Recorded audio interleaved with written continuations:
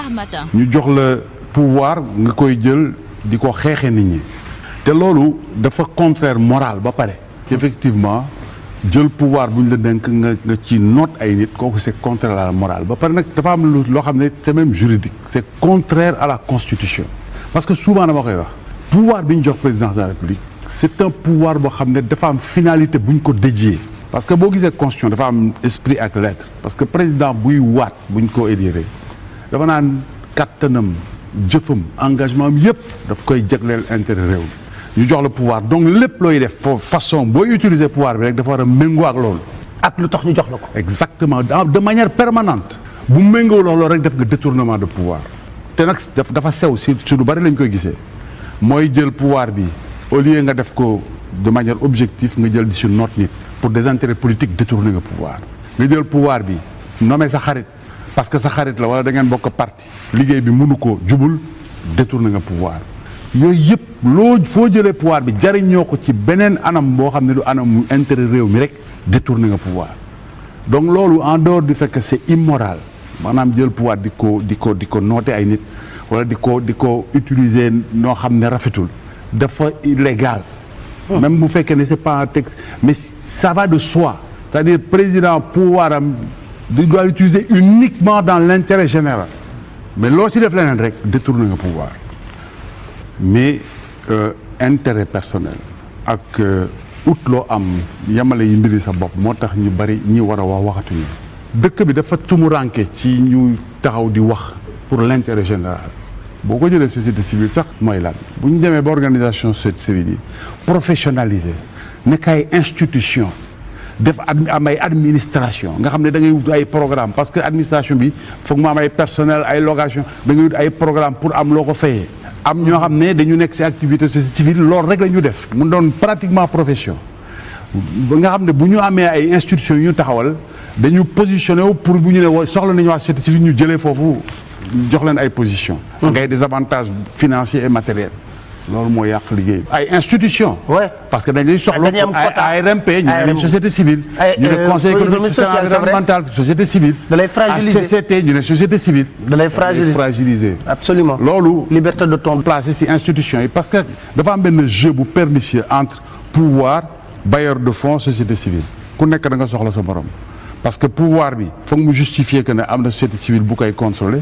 bailleur de fonds yi bu ñuy wutee xaalis à l'étranger wala ñu am seen budget yi foog ñu am fu ñu ko dépenser donc dañ koy jox waa société civile yenn ONG yi ñooñ tamit dañu am ay institutions am ay administration am ay programme am ñoo xam ne loolu la ñu vivre ñu utiliser loolu moo rey combativité bi te loolu moo tax tey am yu bari yu xew on se fait des illusions état de droit diñ koy tudd amuñu ko c'est ça la réalité foog ñu yeewu. état de droit amuñu ko. mais amu fi lan mooy état de droit la primauté de la loi kan moo fi mën ne fii président bi fi nekk ak ñi ko jiitu woon yi jël nañ loi teg ko seen kaw kenn mënu ko fi wax. fii lu neex président mooy am. loolu mooy situation réelle nañ jàpp ne amuñu état de droit dañu nax suñu bopp. parce que état de droit mooy foo dem primauté de la loi. tegu ci kaw ñëpp dama lay jox exemple yu très simple yoo xam ne day wane ni ñu salfaañe état de droit fii. parce que niveau responsabilité moo doy waar bi Thierno Alassane Sall démissionné le 2 mai ñu remplacé ko le 2 mai par le premier ministre le 2 mai le premier ministre signé contrat ak Total te yoon lu mu wax lu leer la yoon dafa ne décret wala loi buñ ko jëlee balaa muy mën a am doole balaa ñu koy mën a appliquer ñu publier ko journal officiel mënuñu décision bi ñu ngi ko jël le 2 mai xaajul génn journal officiel mu ngi génn peut-être 2 semaines après passation de service amul premier ministre signé ci kanamu président de la république mu cautionné ko président de la république approuvé contrat bi premier ministre signé te ba amuloon benn pouvoir ba mu koy signé à ce niveau donc loolu dafa fës si yu bëri président fi nekk wane nag état de droit ce n'est pas son problème am na beneen problème état de droit Nafi Ngom Keïta bi ñu ko fi dàq mandat am jeexul yàlla wuñu état de droit ak mën nañ joxe exemple yu dul jeex donc citoyen nañuy yeewu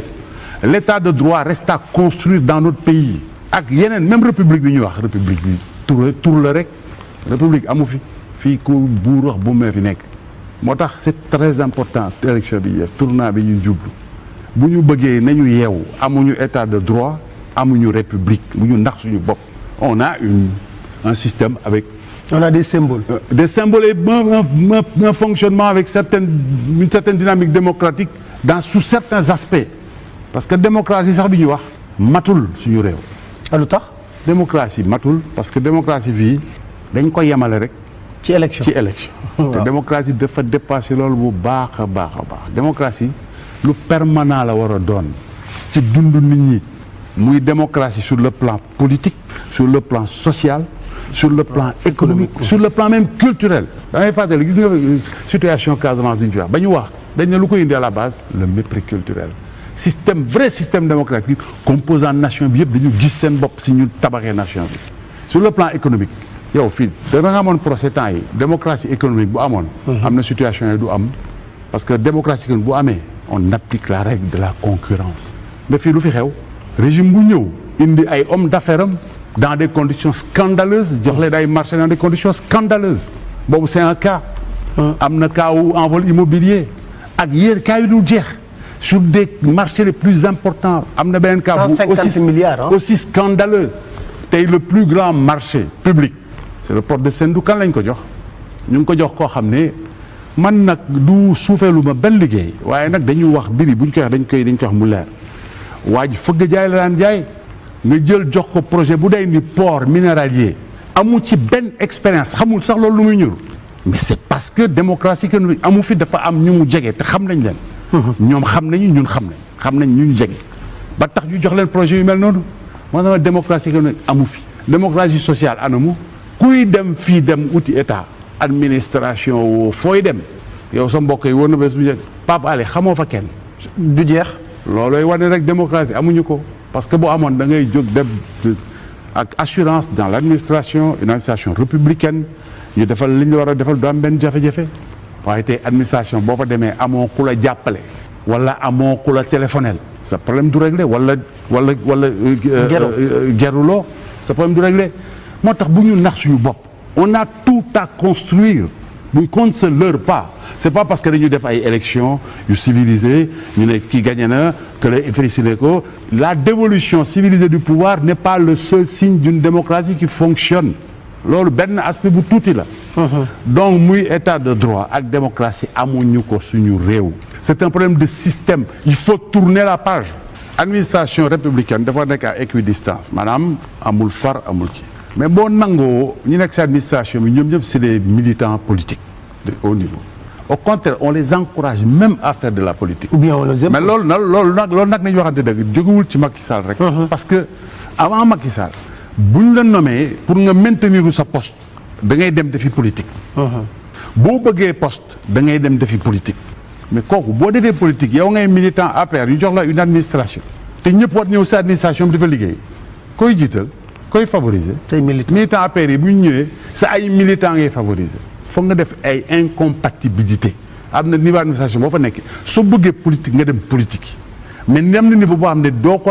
fa nekk am ay responsabilité politique ouverte nga xam ne tey te di gën a garaaw si dérive yi mooy ki fi nekk tey muy Macky Sall président Macky Sall moom dafa encouragé sax nit ñi parce que danañ leen ne am na élection am na fi mu ne ku perte ma dàq la mooy yow nit ki jël nga ko nga war ko nattee ci xarañam ci liggéey bi ci njubam ci liggéey bi nga teg jël yëpp teg ko foofu encore une fois détournement de pouvoir parce qu'il dit ku perte ma dàq la mooy pouvoir présidentiel am pouvoir nomination ak révocation il l'utilise dans ses intérêts politiques donc détournement de pouvoir encore moom laa doon wax sànq ku perte ma dàq la ça signifie quoi ki am tuuti conscience professionnelle bañ bàyyi place am di dem politique tout le temps bu pertee kooku dañ koy dàq ki bàyyi place am dem di politique tout le temps bu gagné ñu téye ko fa beneen exemple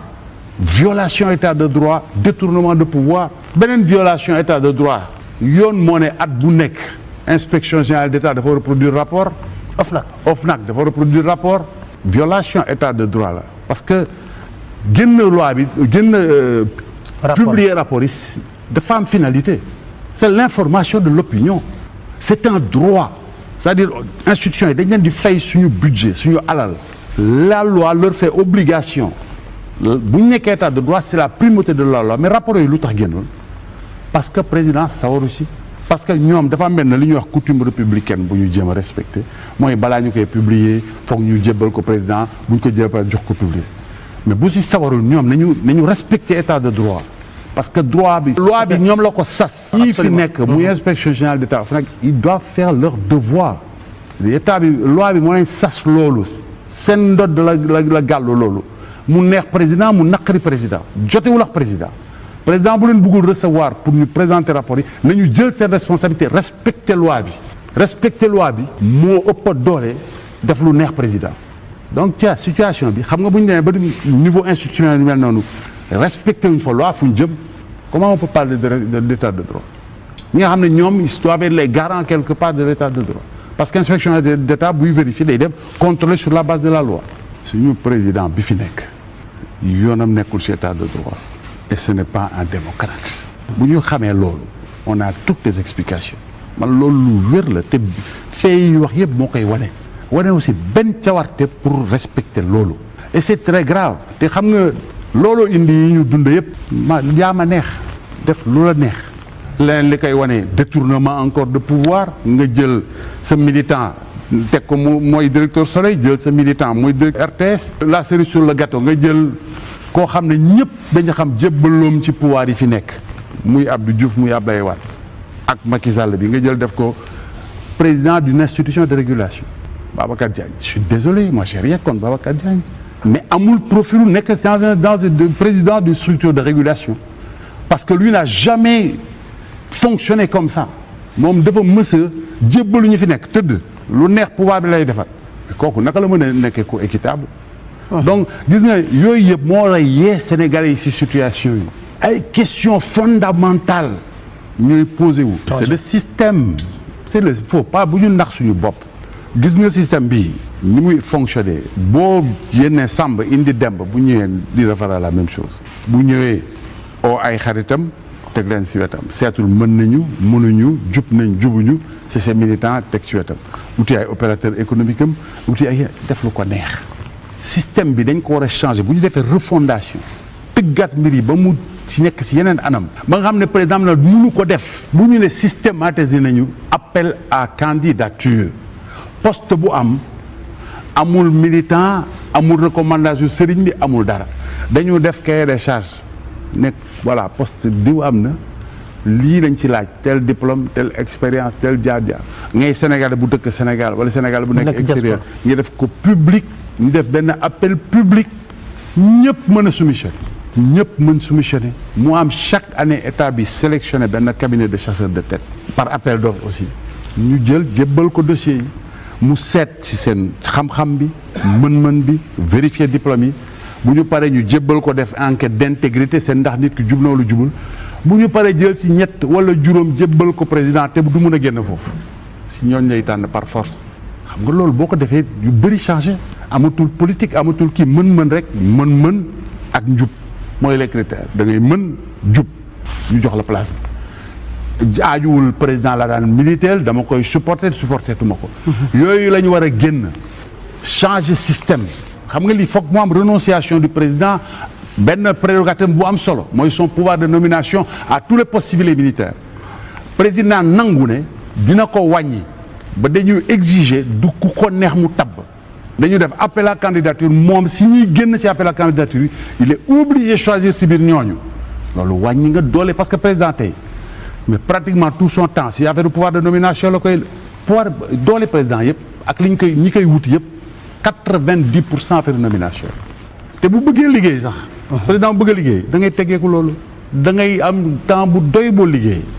kenn dootu la solal ku ñëw nga ne ko da dem soumission ñu def ko nekk ci biir loi bi nga xam ne c'est pas un choix loolu wàññi nga pouvoir président lu bari équilibrer la pouvoir yi parce que wàññi pouvoir président bi mooy laal na affaire conseil supérieur de la magistrature laal na la relation entre l'exécutif ak l'Assemblée nationale